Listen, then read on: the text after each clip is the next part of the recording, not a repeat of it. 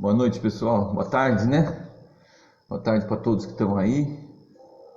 Sábado, domingo, 16 de agosto, hoje, para nossa live, responder algumas questões que apareceram durante a semana, mas também para a gente poder conversar um pouco sobre a pauta de desenvolvimento econômico. Acertando aqui as coisas, sempre esse início é assim mesmo, né? Hoje a gente vai falar um pouco de desenvolvimento econômico, geração de renda em Ubatuba. Acho que com essa questão da pandemia do coronavírus, além de toda a questão dos cuidados que a gente deve ter, além de toda a questão de como a gente deve levar essa situação, né? A gente tem que também pensar um pouco no pós-coronavírus ou no que já está acontecendo agora, porque com a liberação, com a flexibilização, está muito claro que a gente tem que começar a pensar na economia também, começar a pensar no emprego e na renda. Vamos começar um pouquinho por Ubatuba. Hoje nós estamos com os números, né, da Covid. Nós estamos com 23 óbitos confirmados, 2 óbitos suspeitos, então não tem para hoje, né? Aliás, desde o dia 10/8 da retomada, no dia 10/8, quando se retomaram as atividades com a mudança para a fase amarela, nós tivemos de 23 óbitos para 24, tivemos um óbito a mais, continuamos com 2 óbitos suspensos. E em termos de casos confirmados, nós pulamos de 675 para 842, são 167 novos casos em 6 dias, né? A manter essa média, nos próximos 6 dias a gente chega à casa dos 1.000 casos confirmados. Os internados existem nesse momento 3 internados na Santa Casa, 3 no Hospital de Campanha e 9 nas UTIs de outros municípios. Olhar bem, no dia 10/8 nós tínhamos 6 internados em UTIs, passamos a 9 em 6 dias. Isso significa um acréscimo de 50% do número de casos, né? E os casos de síndrome gripal pularam de 2.949 para 3.240, são 291 casos em 6 dias, tá? Um instantinho só. Acharam?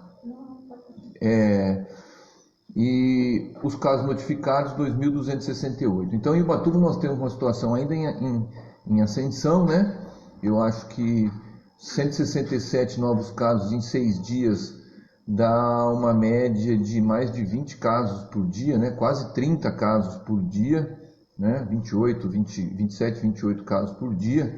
Acho bastante, na medida em que a gente ficou um monte de tempo com 5 casos, 6 casos, 10 casos. Então é um processo ainda de muita aceleração, né? No Brasil hoje a Covid tem 107.341 mortes por coronavírus até esse domingo, com 3.318.168 casos confirmados até as 13 horas de hoje. E 726 mortes nas últimas 24 horas. Baixou bastante em relação aos 1.000, a faixa dos 1.000 mortos. Lembrando sempre que nós estamos no fim de semana, então os dados chegam mais incompletos, né? A gente sempre finaliza a média de mortes semanais na terça-feira, que é quando se lançam os dados do fim de semana, tá? Alta de mortes no Paraná, Santa Catarina, Minas Gerais, Amazônia e Tocantins, certo? Um dado do Datafolha, tá? Para a gente esperar o pessoal chegar, 89% dos brasileiros querem se vacinar com a Covid. Isso está muito próximo do número de pessoas no Brasil que se dizem extremamente preocupadas com a Covid. Eu até comentei aqui que tem alguns dados que são assim, nós temos muita gente com medo da Covid, 88%, mas também uma porcentagem significativa de pessoas, quase 70%, apoiando a flexibilização. Então, por isso a adesão a essa questão da vacina, né? Não é assim essa adesão de 90%, 89% à vacina em outros países, certo? O UOL aqui hoje coloca que é um risco a abertura das escolas nos diferentes países. Nós não vamos falar sobre isso hoje, mas só para colocar, a retomada das aulas presenciais, mesmo com distanciamento, máscara e barreira de proteção, são poucos os casos de estabilidade na reabertura. Há registros de surtos de Covid após retomada de aulas presenciais. E bateu o recorde de número de novos casos no mundo de Covid. Hoje foram registrados 294 mil novos casos de Covid nas últimas 24 horas no mundo. O volume supera os 292 mil casos que tinham sido identificados em 31 de julho. Então, no mundo, claramente está subindo, né? Uma outra notícia: Brasil, México e Estados Unidos são os países perigosos para o resto do mundo. Uma fala de um cientista suíço, colaborador da OMS, Didier Pitet, um dos principais epidemiologistas na Europa. Os 3 países contam atualmente com os maiores números de mortes no globo terrestre. Então, o que a gente tem que, começando sempre por essa questão, né, a gente tem que lembrar que nós estamos numa pandemia, oficialmente ainda. Ela está declarada e a gente está com uma série de medidas restritivas. Então, quem puder ficar em casa, fica. Quem precisar sair, use máscaras, né? E aí a gente tem que discutir o que está acontecendo. Nós estamos vendo aqui no que a gente está conseguindo perceber que a vida econômica, as pessoas estão saindo de casa, estão querendo sair de casa exatamente porque estão precisando sair de casa. Seja porque está voltando a questão das atividades econômicas, seja porque quem é autônomo, quem está desempregado, precisa sair para procurar trabalho, sair para procurar dar um jeito nas coisas, fazer um bico, tá? E uma apreensão das pessoas querendo se garantir, querendo ir para o trabalho, exatamente porque está anunciado o fim do auxílio emergencial. Tem uma série de medidas aí que trazem insegurança para a população, né? Eu quero cumprimentar aqui o Andrei. Muito boa tarde, Andrei. O Andrei, a Sandra, lá do Batumirim, o Sérgio, meu grande amigo. Tudo bem, doutor? E a Vera. Também a Ariane, que está aqui pelo Instagram. O Cripa, que entrou também. E a Sirlene, que estão pelo Instagram. Mais ainda aqui nós temos, além da Sandra, nós temos o Marcelo Salada. Nossa, Salada, quanto tempo que não te vejo, hein, meu camarada? Tudo de bom? Paulo Chacon entrando aqui, Ana Cristina e a Dinorá Christiansen, né? Dinorá Rocha Christiansen. Um abraço para vocês aí.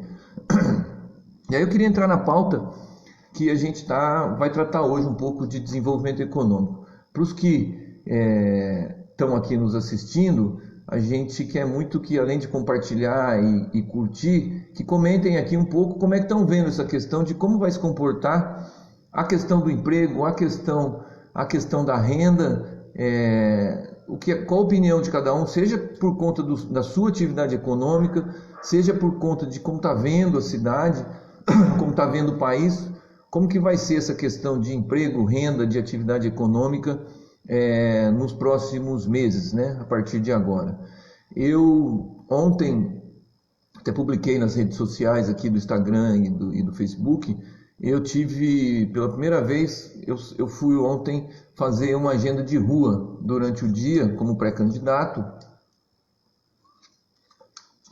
Fui com o Luiz Fernando, que é um pré-candidato a vereador do PT, e nós fomos para a região Centro-Sul.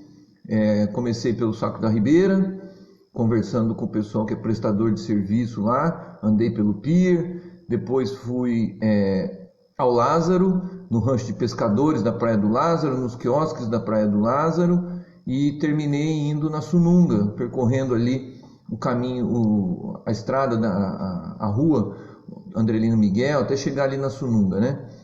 E o que eu vi nas minhas conversas, primeiro, já tinha movimento na praia, mas o movimento estava... A gente não podia considerar que o Lázaro estava cheio, mas já tinha um movimento. O pessoal dos quiosques com quem eu conversei, o quiosque do Vanildo e do Agnaldo e o quiosque da Praia do Meio, do Júlio, eles estavam aliviados de poder estar abertos. O movimento está muito menor do que é o movimento normal. Eu vi o pessoal de máscara, me falaram que a fiscalização passou lá de manhã, na Praia do Lázaro. E então, eu vi isso aí. E conversando com eles, todos estão apreensivos com a temporada. Estão apreensivos com o que pode acontecer e inclusive com o que vão fazer. Falaram a respeito dessa questão de como se preparar para a temporada, porque ninguém sabe como é que vai ser a areia quando aumentar, e que estão tomando cuidado, estão com medo, estão tomando cuidado. Nos quiosques que eu fui, não tinha casos de Covid, mas me relataram muitos casos, assim, conversando com as pessoas, vários casos ali na região do Lázaro, uma pessoa, uma morte, e então tem essa insegurança e essa incerteza. Da Ribeira, a mesma coisa, tem lá uma demanda de concretagem de uma parte do pier, a eterna disputa que se tem lá para que se facilite um pouco mais a vida dos pescadores e a manutenção dos barcos. E a atividade econômica está fraca, porque não estão podendo trabalhar direito e estão preocupados. E aí eu estava conversando e vendo na Praia do Lázaro, que fazia tempo que eu não ia lá, e olhando assim, como que talvez nessa questão do que vai vir depois, né? Como que a gente poderia pensar em circular aqui dentro mesmo, a gente se visitar, né? Nós temos uma população que vai à praia sempre, que circula pela cidade. Talvez essa questão da hospedagem, da alimentação e das atrações turísticas, se os lugares, as praias, como a região do Lázaro, como a região da Fortaleza, da Caçandoca, da Lagoinha, a região norte toda, e as comunidades dos sertões, né, lá do pessoal do Sertão da Quina, da Cachoeira da Renata, pessoal aqui do Batumirim, da Cachoeira do Tombador, do Prumirim, como que poderia ter atividade de hospedagem, inclusive, pela comunidade local, um turismo de base comunitária mais forte do que o que já temos, né? A gente começou lá no nosso governo essa questão de desenvolver as regiões turísticas de Ubatuba com a comunidade, mas para receber também o pessoal de Ubatuba, porque com essa queda nossa aqui, o pessoal de Ubatuba vai querer se divertir, vai querer passear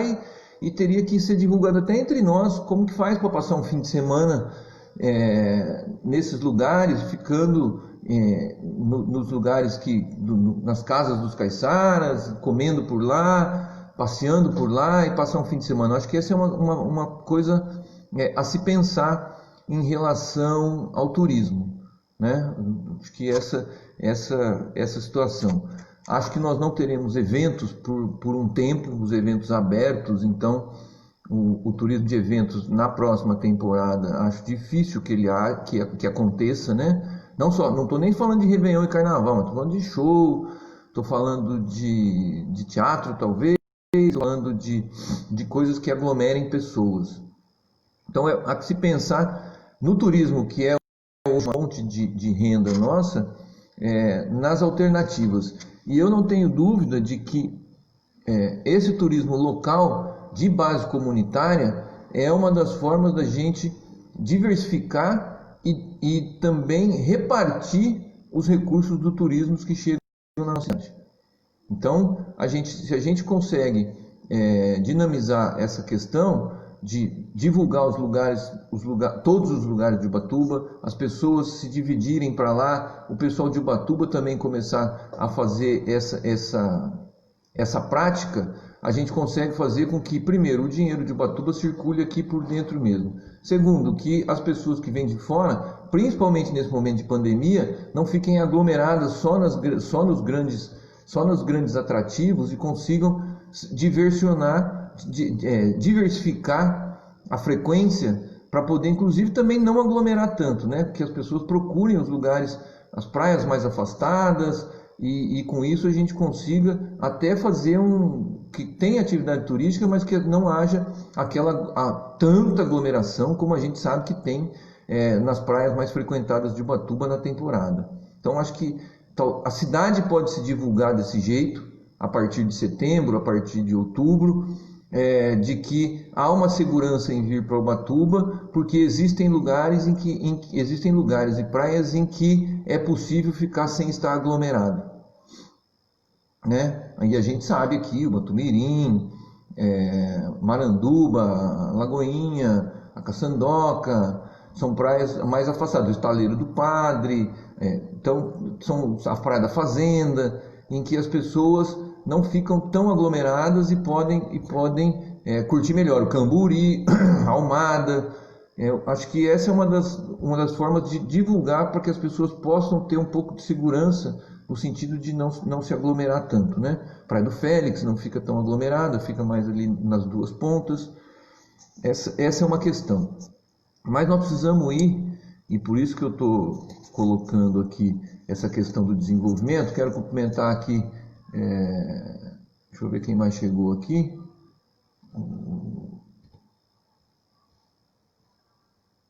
Ixi, fiz bobagem aqui. Só um pouquinho aqui, gente. Tirei do vídeo aqui do meu Facebook, de onde eu vejo os comentários de vocês.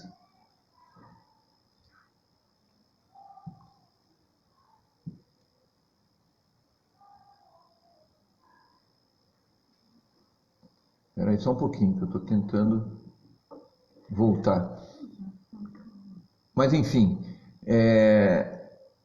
o que eu estou colocando aqui, nós vamos fazer uma discussão. Eu coloquei desenvolvimento econômico, coloquei emprego e renda, mas uma reflexão que nós precisamos fazer é que, assim, nesse período que nós estamos entrando, que é um período, nós já estamos no período pré-eleitoral, né? Caminhando para o período eleitoral. E portanto, vão vir as discussões, vão vir as lembranças, vão vir uma série de questões. Resolvi aqui a minha questão, porque sumiu aqui quem está na página, para eu poder cumprimentar. Beto Cardoso, meu camarada, do Japão, um beijo. Mas a gente sempre que vai chegando no momento da eleição, a gente vai falando um pouco do que foi feito para trás e do que se está fazendo. E tem a avaliação de quem já foi prefeito, e como eu, como o atual prefeito, com as pessoas que estão entrando. E no caso aqui, acho que nós precisamos avançar um pouco na discussão, principalmente num grupo desse, que é um grupo de discussão, de troca de ideias, porque a gente sabe que uma parte da população se mostra satisfeita, com razão, entendeu? Por conta da questão das ruas, do calçamento, do asfalto. E aí, quem me segue está vendo que eu tenho feito algumas publicações a respeito das pavimentações que a gente fez enquanto prefeito, né? Nós fizemos pavimentações recuperamos a Contur primeiro e depois a Contur conseguiu ajudar a fazer pavimentações.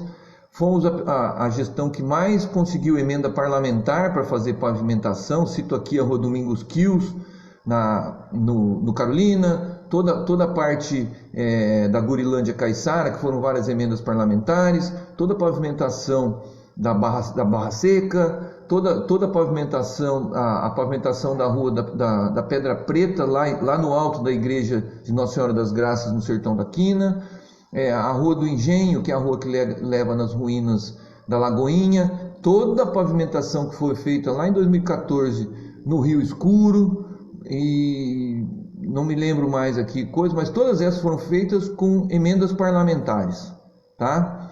Com emendas parlamentares para poder fazer. Então, Contur, emendas parlamentares e um pouco com as verbas do turismo do DAD. Aí foi a Rua Castro Alves, a Rua Taubaté, a Rua Pacaembu, a Bernardino Querido, a Rua Pilar Marini, a Basílio Cavalheiro, a ligação entre a Praia Grande e a Praia Vermelha, Perequiaçu, a troca de bloquetes ali aliás, a Manuel da Nóbrega também foi emenda parlamentar, ou seja, N questões. E agora o prefeito também tem feito a parte de asfalto. Então, uma das coisas que eu queria refletir aqui, para que a gente possa refletir para fora desse grupo nosso que está aqui, para que a gente possa refletir junto à população, é que todos os prefeitos, em maior ou em menor grau, vão cuidar de pavimentação e de cuidado com as ruas. Então a gente está mostrando o que a gente fez, tá? Porque a gente já esteve lá, vai depois mostrar onde a gente pretende atuar, mas para contemplar a cidade, nós precisamos fazer uma discussão para além dessa questão da pavimentação. De novo, é importantíssima. É a nossa liberdade de ir e vir, é a mobilidade urbana, é a rua onde passa o ciclista, é a rua onde passa o ônibus, mas a nossa vida vai além disso, né? Então, uma das coisas é o que para a cidade, afora essa questão importante da pavimentação. E aí que é essa discussão que a gente está fazendo aqui hoje, começando a fazer, né? Quando a gente fala em desenvolvimento econômico, está falando em geração de emprego e em geração de renda, né? E nós tivemos lá atrás, eu até postei na semana passada, que em 2015 nós fomos uma das 50 cidades que mais gerou emprego no Brasil. Nós geramos quase 900 empregos formais com carteira assinada.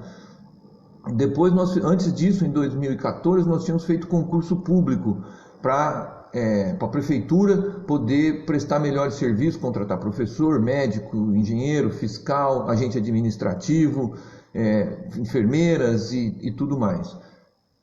E fizemos uma política de desenvolvimento com divulgação do turismo, toda uma capilaridade nas atividades, shows em vários lugares para poder atividade comercial, aquela economia dos shows para vários lugares, os eventos como o carnaval muito dinamizados, tudo isso com o objetivo de desenvolvimento econômico, gerar renda para aquelas pessoas que trabalham nos eventos e tudo mais, e também gerar emprego. Então foi uma política que a gente fez, já tinha esse foco, tá? Nesse momento que nós estamos entrando, a avaliação que eu tenho, que eu já fiz aqui, mas que a gente precisa colocar para fora, de novo eu falo, para a gente conversar com as pessoas, é uma avaliação de que, para os municípios e, portanto, para quem a gente mora numa cidade, o cenário atual e para frente é um cenário em que vai ter que ter muita cooperação e muita conversa local.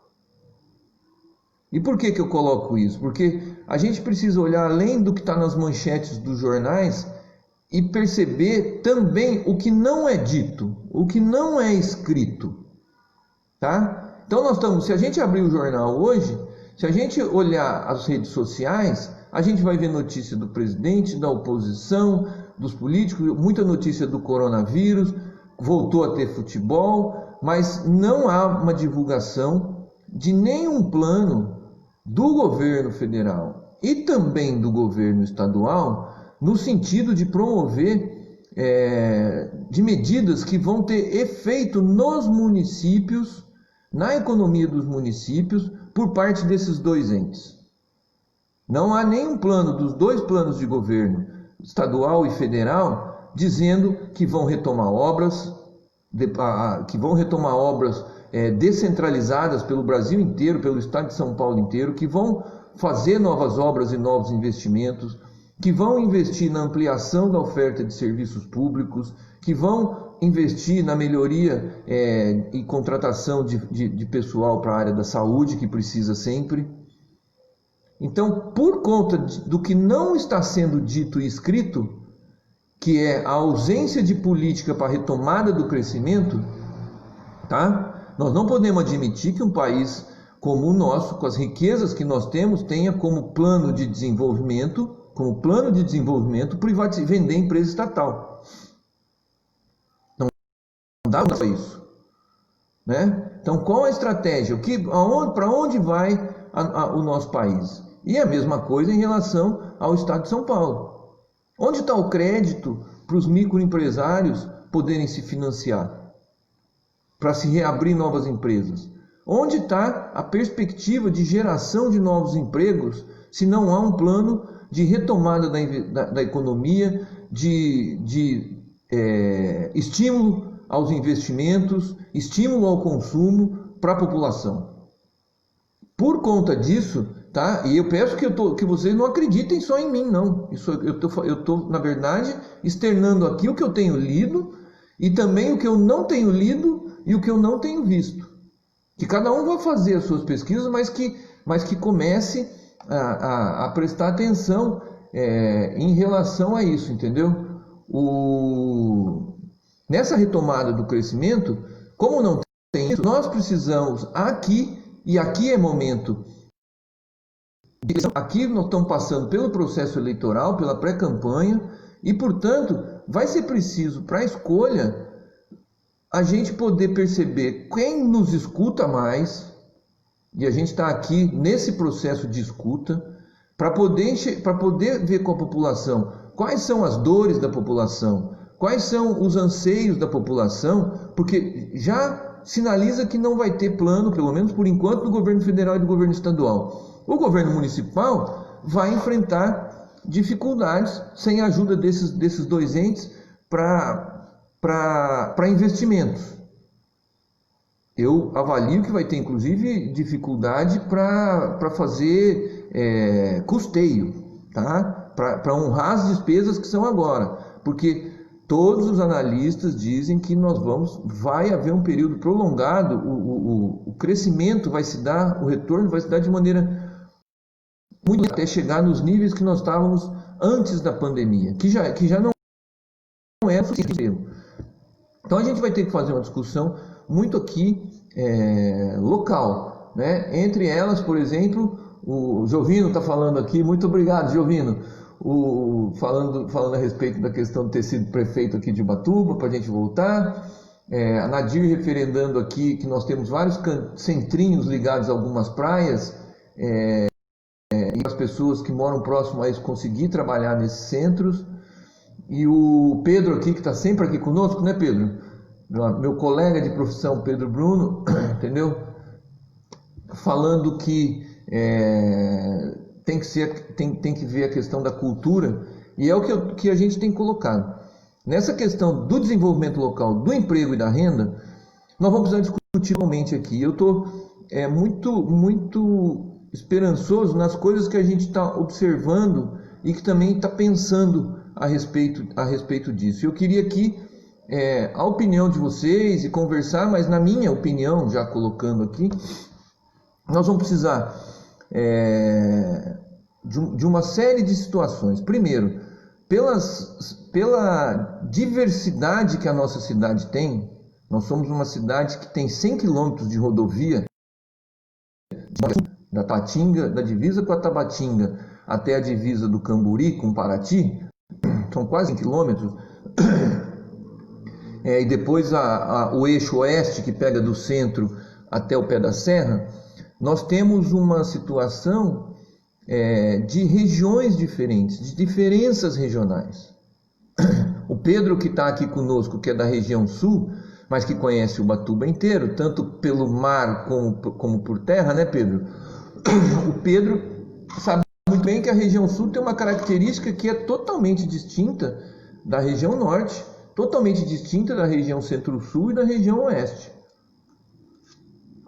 Portanto, conhecer bem essas regiões é um dos princípios para a gente ver. E segundo, depois de conhecer bem essas regiões, é a gente poder, conversando com a população, mapeando as riquezas de cada lugar, o que as pessoas daquela região fazem, qual a cultura das regiões, tá? Região Sul ainda tem produção agrícola nesse município. A região Oeste muito pouco, a Centro-Sul quase nada, tá? A região Norte tem produção agrícola.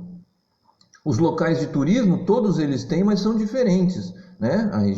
A região Sul tem o potencial da Cachoeira da Renata, o potencial todo ali do Sertão da Quina, que é um atrativo turístico. Quilombo, a região Norte tem quilombo, comunidade tradicional e aldeia.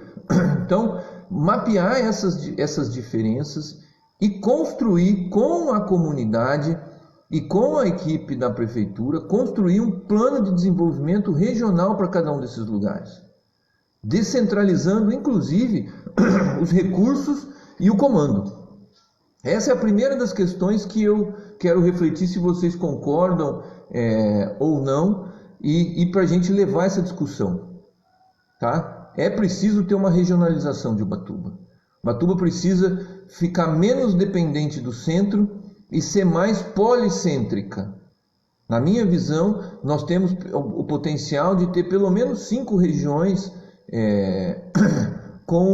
regionalizadas no desenvolvimento, tá? Região Sul, região Centro-Sul, a região Oeste, o Central e a região Norte, com cada uma com as suas qualidades. Então, essa é a questão que eu coloco para vocês, de descentralizar, de também descentralizar o estudo e o mapeamento. Eu acho que essa é a base para a gente discutir emprego, renda e desenvolvimento econômico no futuro. Porque cada uma dessas regiões tem que ter uma característica para ser colocada no plano diretor sobre a habitação, sobre a questão do turismo, sobre a educação, sobre a mobilidade urbana e tudo mais. Para o desenvolvimento regional, eu penso que a gente precisa facilitar a mobilidade, porque a ligação entre essas regiões é feita pelas rodovias, que estão em ordem e tudo mais. Mas a gente precisaria facilitar a mobilidade urbana dentro dessas regiões. E a gente tem que pensar num novo modelo de financiamento para essa mobilidade urbana, desenvolvimento sustentável, baseado no direito das pessoas de ir e vir, baseado num novo modelo de transporte coletivo. E a gente está discutindo muito aqui no nosso campo, né, a questão de começar a implantar um novo modelo de financiamento do transporte público, almejando a questão da tarifa zero. Tá? Lembrando que existe uma tarifa zero. O ônibus gasta pneu, paga motorista, a frota gasta combustível, tem manutenção, troca de óleo e tudo mais. Mas é preciso ver como que a gente faz para financiar isso. A mim parece que com a pandemia, o modelo em que o financiamento do transporte é individual, ou seja, pelos passageiros, ele é um modelo fadado a diminuir de importância e aumentar os modelos em que o financiamento desse transporte coletivo passa a ser também coletivo. E nós precisamos, então, seria discutir no início regionalmente, mas discutir o transporte público com tarifa zero para quem está dentro do ônibus, para quem viaja no ônibus, tá? Porque quem se locomove para o trabalho, para o lazer, para estudar, para se cuidar pela saúde, para ir passear, quem faz isso de transporte coletivo está melhorando a mobilidade urbana porque não está ocupando a vaga de um carro, está gastando menos combustível. Nós podemos almejar o ônibus com a matriz energética dele sendo limpa, tá? Ônibus menos poluentes. Então, nessa questão, então, o desenvolvimento regional, a mobilidade urbana intra-região, para que as pessoas circulem dentro daquela região. Essa é de transporte coletivo no final de semana, para que as pessoas também possam ir para o lazer, para que as pessoas também possam ir para a igreja de ônibus, para que as pessoas também possam ir para a praia. O transporte coletivo, e é por isso esse novo modelo de transporte coletivo, ele não pode ser baseado em que só tem horário bom e horário em abundância na hora que as pessoas vão trabalhar ou estudar. Tá? Então, essa é a outra reflexão que a gente está colocando em cima disso. Então, regionalizar, facilitar a circulação das pessoas dentro dessa questão. E uma terceira, uma vez que a gente tenha um potencial de desenvolvimento regional de cada um dos lugares, isso inclui mapear nas regiões as pessoas que mexem com moda, as costureiras, os brechós, as lojas, as pessoas que vendem de maneira autônoma a questão do vestuário, as pessoas que produzem comida, que tem lanche, que fazem delivery e que tem habilidades, quem é da cultura e da arte, as pessoas que fazem atividade esportiva e que produzem alimentação, que produzem qualquer tipo de questão, os prestadores de serviço. E a gente vê, dentro desse potencial e do anseio da população, da potencialidade da população em trabalhar, que a gente também haja um mecanismo para financiamento de iniciativas e de consumo. E a gente passa a conversar a respeito de a questão do um financiamento por intermédio de bancos comunitários. Da gente poder, e o banco já diz muito isso, o nome é Banco Comunitário, tá? Banco Comunitário de Desenvolvimento, que são iniciativas que já existem em outros lugares, com a participação das associações de moradores, dos microempresários locais, dos autônomos, dos desempregados, dos vulneráveis, na medida em que o Banco Comunitário é uma instituição, entendeu? Que facilita o crédito, que é descentralizada, mais desburocratizada, mais na confiança entre as pessoas, e é uma instituição de crédito que ela não visa a competição entre as pessoas. Não há concorrência entre as pessoas. O Banco Comunitário, junto com essa questão de regionalização, é para a gente começar a desenhar um modelo desse novo mundo que vai ser preciso e que nos municípios é urgente de fazer, que é uma cidade em que a gente não tenha competição só entre nós, concorrência entre os diversos atores, individualismo entre os comerciantes, entre as pessoas, entre as atividades, e sim a cooperação. A cooperação para que todos entendam que aquela região precisa de todas as atividades e precisa se desenvolver. O desenvolvimento de cada um é o desenvolvimento maior de todos. Tá? Então, esse é um novo modelo que tem a ver com transição ecológica para a gente ir para um mundo mais justo, com um consumo mais consciente, mais local, que tem a ver com um novo modo em que, entre aspas, quando a gente coopera nessa questão do desenvolvimento econômico, de geração de emprego e geração de renda, a gente também parte para construir uma nova sociedade em que as pessoas cooperam entre si, as pessoas são solidárias entre si, e por isso a gente automaticamente está lutando pela paz, está lutando pela solidariedade, pela fraternidade, pela convivência. Cooperação, convivência.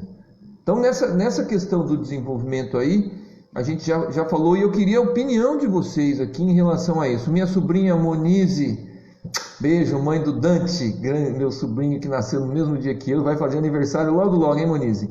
A Fátima, boa noite, Fátima. O Werner colocando aqui sobre o empréstimo que está usando nas vias eleitorais. Eu vou falar disso já, viu, Werner, já que você tocou no assunto. O Pedro está falando que vai ter uma lotérica na região sul, no Sapé, que isso é muito bom, realmente é excelente, viu, Pedro? E completa muito a questão do que a gente está falando aqui de banco comunitário. O Rodrigo, cumprimentar aqui o Rodrigo, meu companheiro ontem de jornada de pré-campanha. O Pedro volta a falar da trilha do Bonete, o Enio Ferraz está aqui, então um abraço para vocês. Mas, então a gente tem que pensar que momento é para a gente colocar. Inclusive, quando a gente coloca esse ciclo de pensar localmente, no local a gente pensar regional, no regional a gente pensar na circulação das pessoas, em como essas pessoas fazem para se financiar, que é a questão dos bancos comunitários, tá? E a partir daí poder ter a participação também nos destinos através do governo. O governo vai ter que ser muito parceiro e conversar muito. E inclusive o Pedro colocou, o Werner coloca aqui a respeito de que quando eu falei do asfalto esse ano e falei das coisas que nós fizemos, o Werner coloca que a prefeitura pegou um empréstimo de 25 milhões, acho que são 30 milhões, viu Werner? Para usar no ano eleitoral para as questões que são visíveis, né? Para obras visíveis como o asfalto. E é isso que eu comecei a falar no início da live. Nós precisamos dar a devida importância, porque do mesmo jeito que a gente precisa respeitar a população, quando a gente percebe o anseio que ela está para que haja flexibilização, a ansiedade para poder voltar a trabalhar por conta de que não sabe quanto tempo vai durar esse anúncio, essa ajuda emergencial, nessa questão do calçamento das ruas, nós precisamos ver exatamente o fato de que como foi feito, como foi pago, como foi feito, como foi pago e como foi planejado, tá? Então nós temos aqui só para a gente citar um pouco aqui, porque nós vamos fazer uma live específica sobre essa questão de calçamento de ruas e tudo mais. Mas eu quero colocar para vocês se lembrarem, na Manuel da Nóbrega nós trocamos os bloquetes por bloquetes novos e calçamos a rua que vai para a Praia do Perequiaçu, com os bloquetes que foram tirados. Lá na Gurilândia Caiçara, na Estufa, no Saco da Ribeira inteiro, ontem que eu passei lá, que foi uma obra de calçamento com bloquetes que nós fizemos muito grande e que ela foi feita, primeiro, para aquela comunidade lá que é turística e tudo mais, mas segundo, como foi feito junto com uma de drenagem para parar com a enchente na escola e na região toda lá. E isso foi um sucesso danado. A Domingos Quios, bloquete,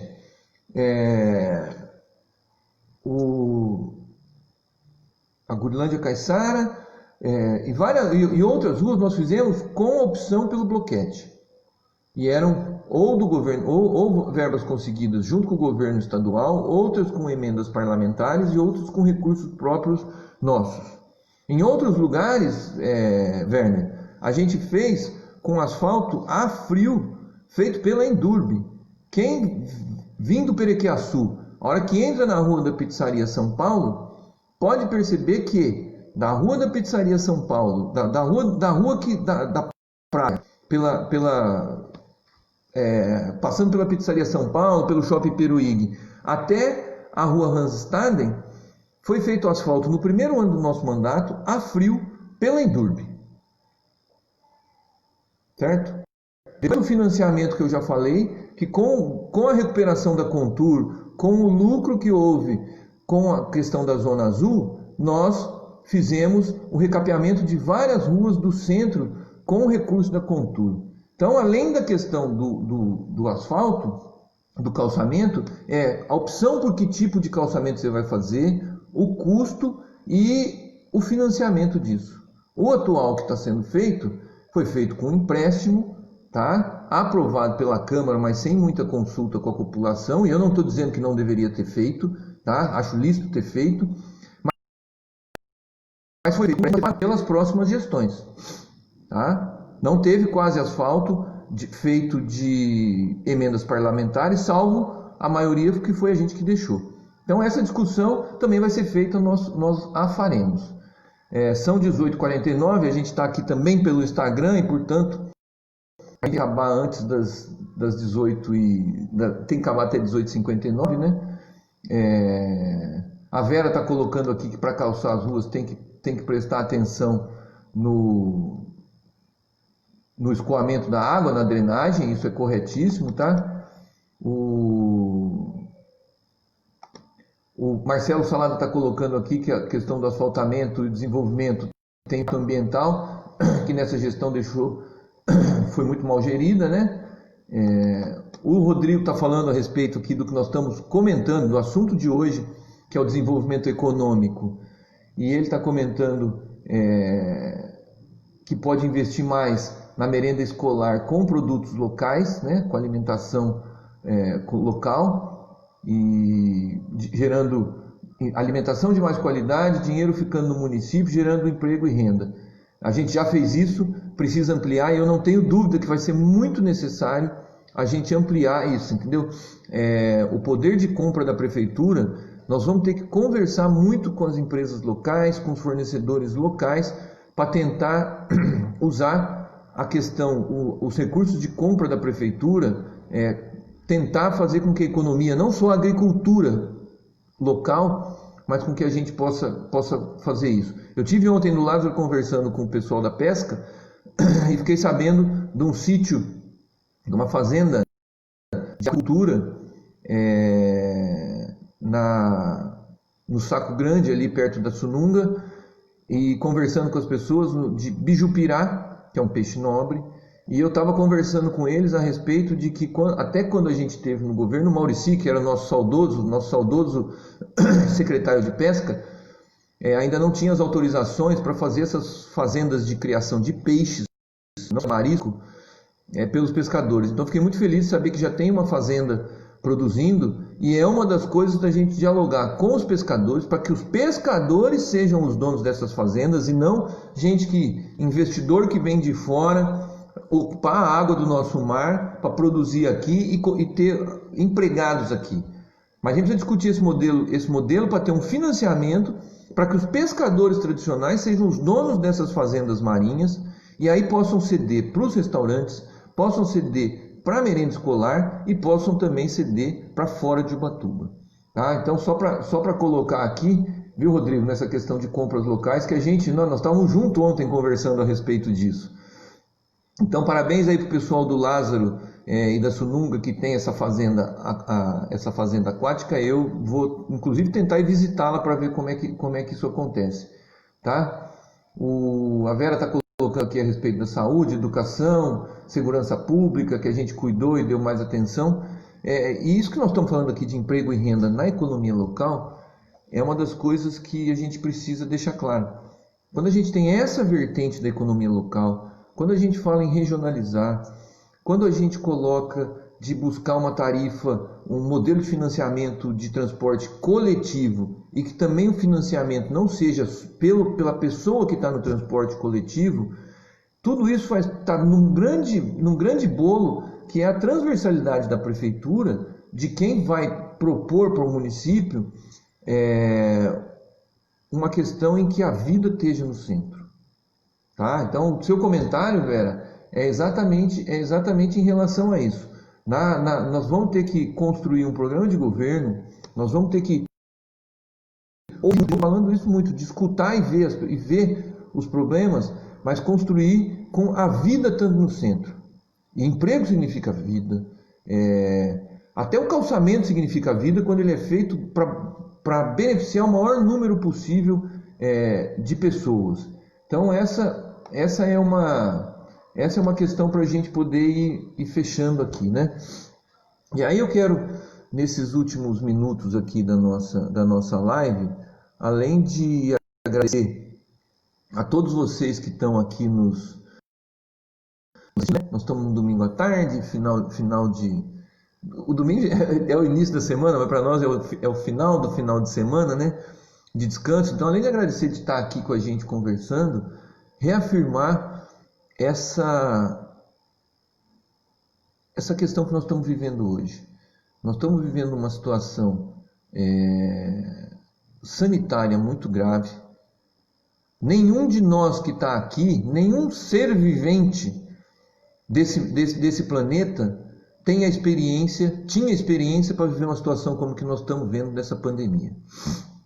Portanto, novas situações, novas dificuldades como essa sanitária, trazem novas questões sociais, econômicas, pessoais, locais. E isso significa que nós não sairemos dessa repetindo as mesmas fórmulas passadas.